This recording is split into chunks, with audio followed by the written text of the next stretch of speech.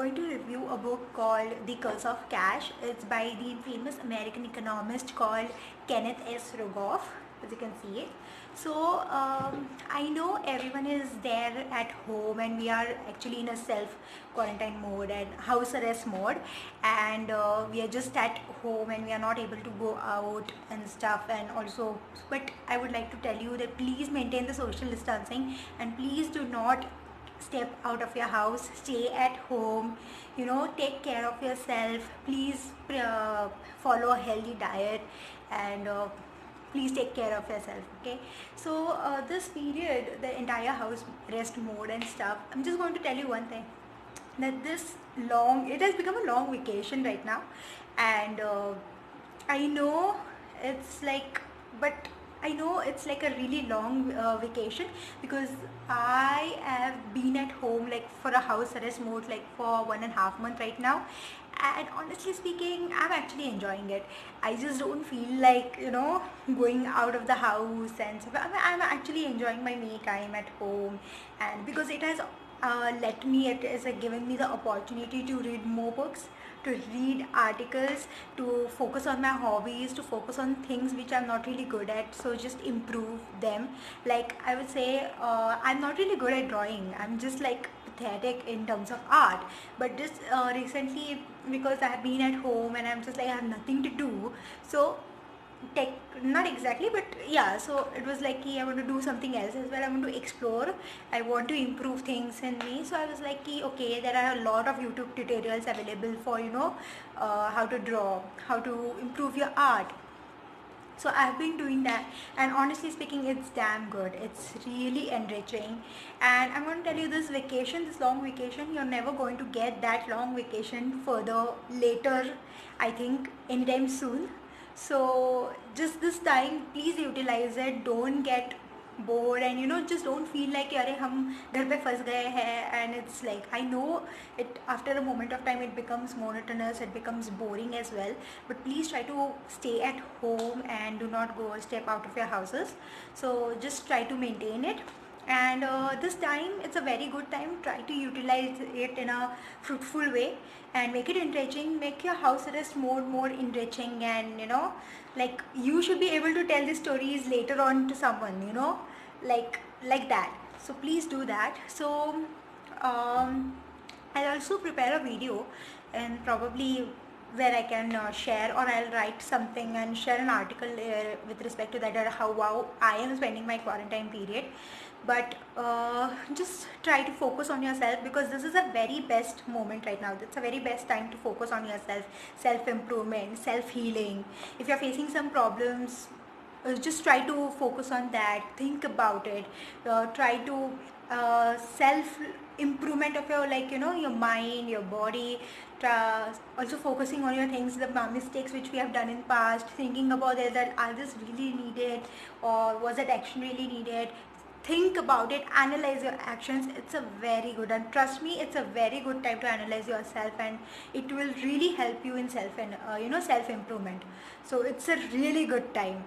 So coming back to my point, today's video topic. So as we are going to review this book, which is The Curse of Cash, which was written by the famous American economist called Mr. Kenneth S. Rogoff. So the thing is, I'm not only going to review this book, but with there will be a detailed review of this book. But apart from that, I'm going to suggest you two books which are on the similar, they both are on the similar ideology or foundation. So it's like, because this book I really got it like long time back, around 2-3 months, no, not even 3-4 months back. And it was like I just read it and I was like, wow, it seems really good. It's like it's an interesting read, so I'll just read it. Now, it was not recently I started reading, like hardly a week ago I have really started reading it, and I would say this is a really helpful book. It's a very helpful book, and I'm sure you're going to find it very helpful and very informative. Apart from this, the two other suggestions which I have to read with this, because after reading this book, you will have a hang of certain aspects where you will feel, okay, I want to explore this area more. So if you feel like you want to explore more areas in terms of demonetization or understanding how the phasing of paper currency really works, then there is another book called The Demonetization and Black Money. It's written by C. Ram Manohar Reddy, and it's a very nice book. So this book is specifically based on the demonetization which took place in 2016 in India. So it's India specific. So we are students or researchers, academicians, whoever really has interest in it, who feel like, okay, we want to understand what happened in India, because it is known that demonetization, the one which took place in 2016, it's one of the historic events. So understanding this, and we are still having those impacts and positive, negative impacts on our economy. So this book will really help you understand the dynamics behind it and what was the objective behind it, and what are the policy makers' point of view of the such an event. Also, with this, I'm going to suggest you another book, which is The Black Money, Counterfeits and Demonetization, an Indian Experience. This book is specifically written by T.P. Ghosh, and again, it's a very good book. But the thing is that both these books are completely data based. So if you're looking for a qualitative, moreover like essays, articles or something in this book, so you're not going to find it like that. So both are quantitative based, data based. And this book is specifically people, a lot of students which are like preparing for civil services, and you on most of the time, often, not even often, it's like it's a known fact that in civil services we usually have general knowledge questions. So in terms of people who are preparing for economics exams or something like that, so they will be asked questions based on the Indian economy and the past events happened in the economy.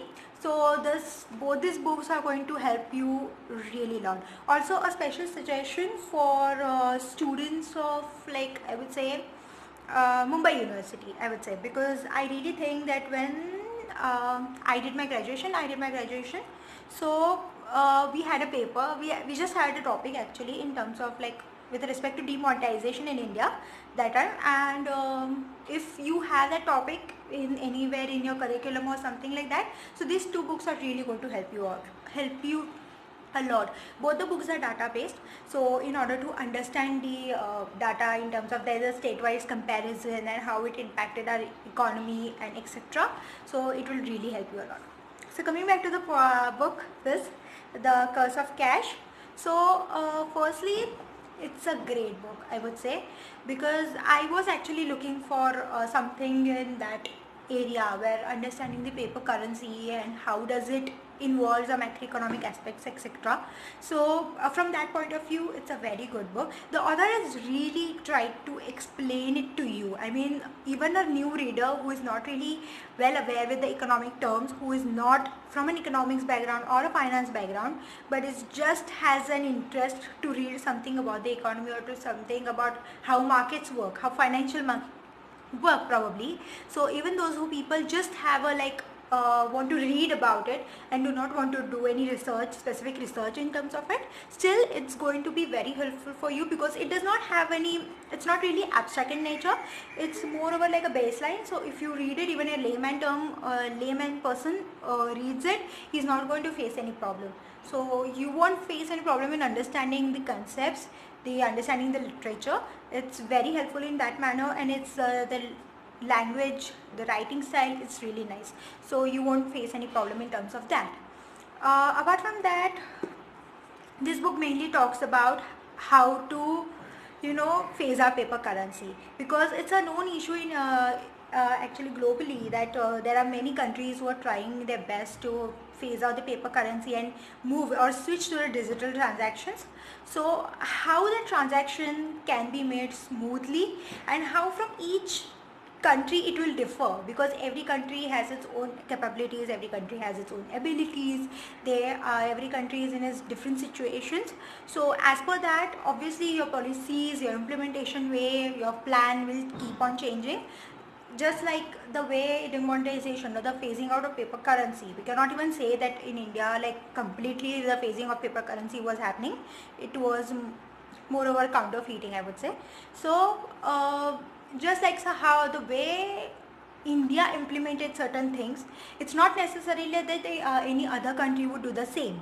So you have to keep that in mind, and this book really tells you that how country to country it differs, and what are the things which you have to really consider when you think about such things. Like if I'm a policy economist, like suppose if I'm a policy maker and I'm thinking of, I want to phase a paper currency, but what are the considerations which I have to take?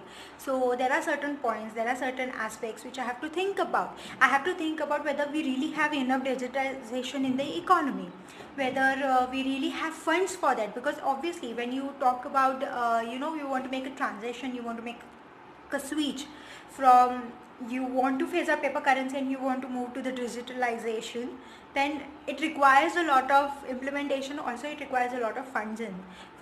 So are we really ready for it? Are the people really ready? Because at times what happens is psychologically itself people need to be ready for it. So unless and up to the citizens are not ready, still you cannot implement certain things because they perceive some things in different manner. So also you have to think about that. Apart from that, so the very first section, I'll go by section wise. So the first section is basically focuses on the dark side of paper currency, which is basically tax and regulatory evasion, crime and security issues. So we basically understand in the first section is that how firstly paper currency was developed, like how coins came into the place and how paper currency came into the place, who was the person who came up with the idea and how it was further developed in other countries, which was the country which first started with the paper currency and later which are the countries which followed it. And this book also mentions slightly, it just not completely goes in detail into gold standard. I think students from economic background who probably might be aware about or I'm not sure about the finance background as such, but students from economics background must be aware where that there was a Bretton Woods system and the gold standard. So the book just brushes it off, it doesn't go into the detail of it. So you'll just like understand, okay, this event happened and there was this logic behind it, so you'll understand that in terms of. So that is also explored in this book. So later we understand that how paper currency is used for tax evasion, then how it is used for crime purposes, how it is used for security issues. Okay, so how paper currency is just like yes, because there is a understanding that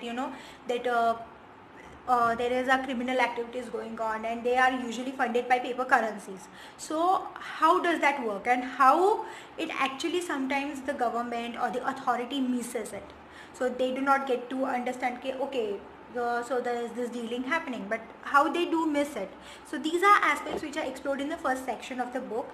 Then the chapter 7 in the first section, which basically is a chapter about a plan for phasing out most paper currency.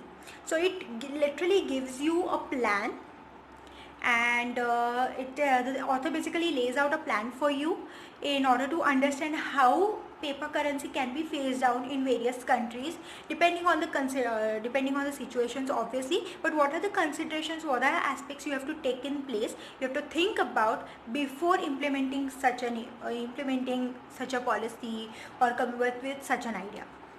Now the second section of this book goes with the negative interest rates. Now most of the economic students, even the layman's people, then finance students, I guess people are intrigued, students are intrigued about why negative interest rates, like what is the reason behind it, because I being an economics student, I have always got this question, and people just like whenever we have a discussion, like random discussions, and especially the people are not from the economics background, they usually tend to ask me ki why negative interest rates, like what is the logic behind it.